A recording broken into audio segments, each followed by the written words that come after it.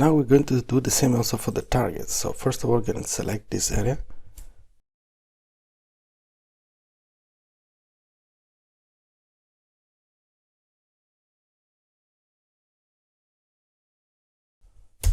Okay, so now I drag this here and I'm going to change this with this.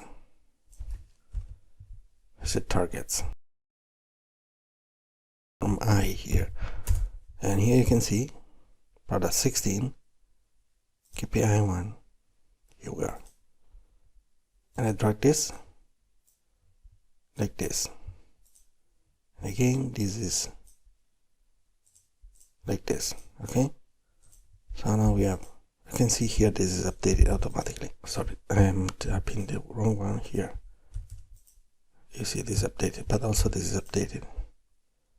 Okay, so we created now a dynamic table that is updated according to this table below.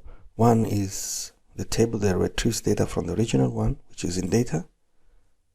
And this one is created by sorting. So the sort is done by according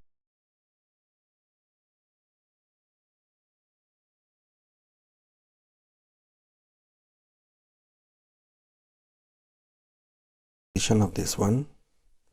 So this is the one.